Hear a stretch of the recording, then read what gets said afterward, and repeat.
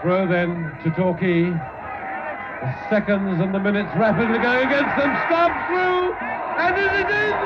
It's there!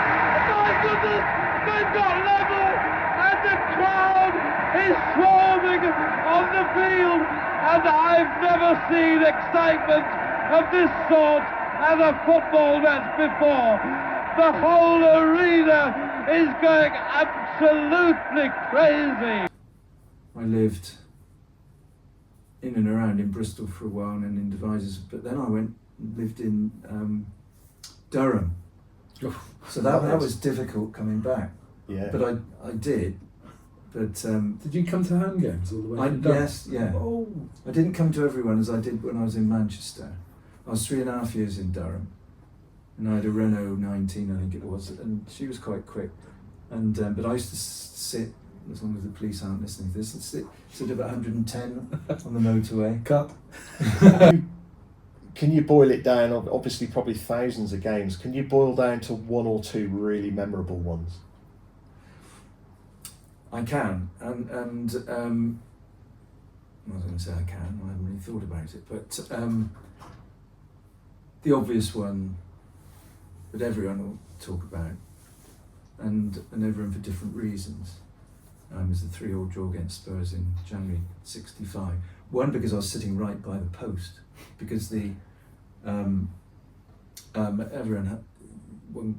lots of people can remember lots about the day, and I was the first here to queue up, and with my backpack and bananas and stuff in it, and because I was what was I in 6? So I was 11 actually, and but very small, and I queued up, and then remember I forgot my ticket.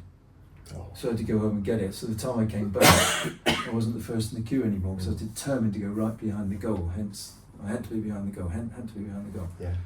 Got back and I wasn't, and of course then there was a scrum to get through the turnstiles, because it was a slightly early kick-off. I think it was 2:30. Again, you chaps will probably know. And and we'd met the team. My pal Nigel Browning and I, who lived in All Saints Road here, and his father had a car, one of these very narrow Ford Populars. If you kind of like pushed it, you'd feel it would kind of fall over. And they met us, Mr. and Mrs. Browning, met Nigel and myself, and they drove us to Torquay Station, and we met the team there, because they came on the train. Spurs did, yeah, and of course the great Spurs. And somewhere there's a photo, individual photos, one Jimmy Greaves signing Nigel's autograph, but one signing mine, and that was very special anyway. So the whole day. But anyway, was that in the papers at the time? I think it was in the papers, because there was one of mine that was out for a while, and there's I looking about 6 instead of 11, with my school cap on, because we'd gone straight after. So I was first year at grammar school. So as I say, because we didn't have a car, so Mr. Browning drove us. Of course, the other Colchester experience, when we lost 1-0 and John Gittins' non-existent handball, or rather, yes, I mean, that was a travesty. Friday night, yes, probably Division 3 playoff. Is that what the 4th division was called in those days? Yeah, really disappointed, wasn't it? I think so, yes. Yeah. After the Premier League. And I waited until midnight for the ref to come out. You and I are the only ones there. Mick Fletcher, Mr. Fletcher, his face was almost the colour of your shirt there, Clive. He's a very kind of rubicund kind of fellow. Very nice fellow, actually. It's very difficult to go at a ref.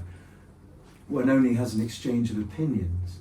You don't necessarily after waiting for 2 or 3 hours. Yes, and I saw him latterly several times. He came to Plainmoor here. Very often he'd have his wife with him. It's much more difficult to kind of argue with someone when they got their wife with them. And then there was another ref who always used to bring his 10-year-old boy along. It was even more difficult then. And Mick Fletcher, how on earth he